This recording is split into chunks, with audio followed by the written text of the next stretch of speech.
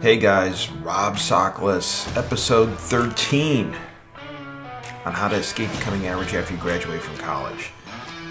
Today we're going to talk quite a bit about an important concept, and that important concept is that you have to have enthusiasm. If you don't have enthusiasm for life, if you don't have enthusiasm for your job, if you don't have enthusiasm for your family, things don't go well.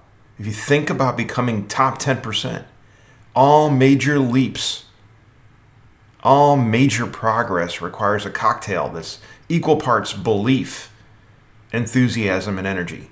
You absolutely have to have that twinkle in your eye if you're going to succeed.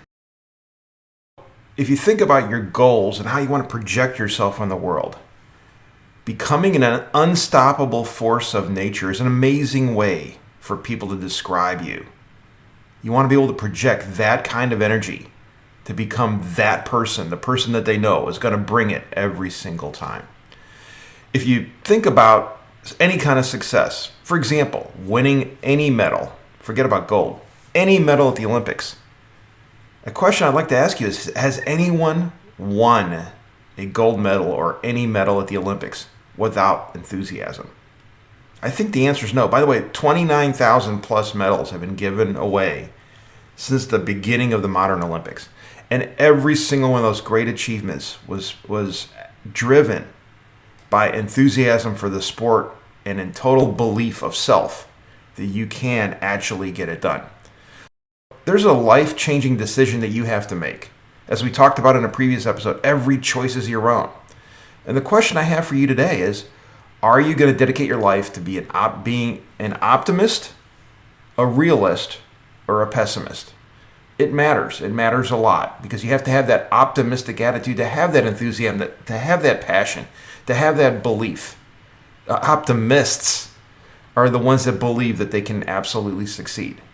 And believe me, challenges will come. It's not like you're going to reach a certain plateau of optimism and suddenly you're going to stay there all your life. No. As things don't go well, and believe me, life will always throw you setbacks. It'll trip you up. There's going to be moments where your optimism is going to ebb. I personally had this moment. I quit corporate America. I decided to found my own company. We created a BlackBerry software company. We actually were, we had reviews all over the place. People were saying this is the greatest app for task management ever created on any device, not just the BlackBerry. Our trajectory looked like this. We were hiring people. We were going to succeed. Next thing you know, Steve Jobs got on stage, talked about his new iPhone. Not everybody believed that the iPhone was what the market wanted. There's lots and lots of articles that talked about the fact that, does everybody want a combo device? No, specialist devices are what are succeeding in life today. But in the end, the iPhone absolutely torpedoed the BlackBerry, and with the BlackBerry ship, we sunk too. Believe me, that is a test of optimism after you put your life into that for 7 years, by the way, 7 years of trying, to find out that you're just an also-ran on the iPhone, because by the time we got over there, the way the App Store works, if you're below that top 100 downloads, you're not going to do very well. So you've got to find a way to get your optimism back, to get that passion back, to get the enthusiasm back. My personal way was through ink. I started a blog called Optimism Man. And I started writing every other week about things to be optimistic about and the way to approach life and all that wonderful stuff. You can still visit it. It's out there. OptimismMan.com. But the whole point is, as I wrote, I realized that this was just a setback. This wasn't a major failure. I could propel myself forward. I could recapture that enthusiasm that got me there in the first place. A major important point is that you have to stop listening to others.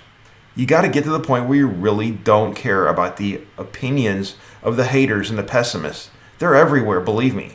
People like sounding smart by being pessimistic. Oh, it'll never work. They have no idea. If it's never been done, of course it might work, but you have to have enthusiasm to get it over the top. Teddy Roosevelt, our president almost 100 years ago, had this amazing quote, and I usually love short quotes, but this is actually a long quote. But it's a quote that I think all of us should study because it matters.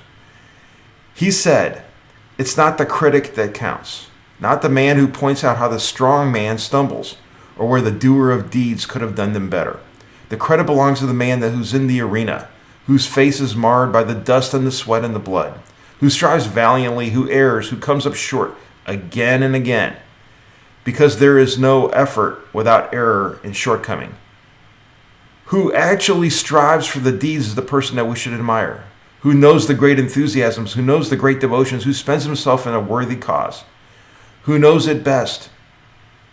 In the end, the triumph of high achievement, who knows at worst, if he fails, that at least he failed while daring greatly, so that his place shall never be with those cold and timid souls who know neither victory or defeat. I know I didn't read it perfectly, but the whole point is, this is how we need to live our lives. Teddy Roosevelt had it right. Winston Churchill said it in a much shorter fashion, but it's a great quote. Success consists from going from failure to failure with no loss of enthusiasm. In the last episode, I talked a lot about how you have to differentiate yourself. You know, if you're an enthusiastic person, maybe enthusiasm is that differentiating point that you need to bring to work and bring to life. You got to be genuine, you got to be authentic. But if you are a true believer, don't become a cheerleader. Become a true believer in why you're there, right? Enthusiasm can absolutely be a differentiator for you. You know, how do you start? Well, an easy hack is just do 10% more than anybody expects on any project. I promise you, eventually people will notice. And if you're running low on the enthusiasm, I believe the path to all happiness and enthusiasm comes through being grateful. Create a log. Start writing down one thing a week or one thing a day that you're grateful for. You're going to find out that gratefulness will absolutely put you back on the right track. Ink, once again, is magical. So if you want to be a top 10%er, stay passionate. You will go far. Bring the enthusiasm every day of your life. Next episode next week. Don't forget to subscribe below so that you get notices. Look forward to seeing you then. Thanks.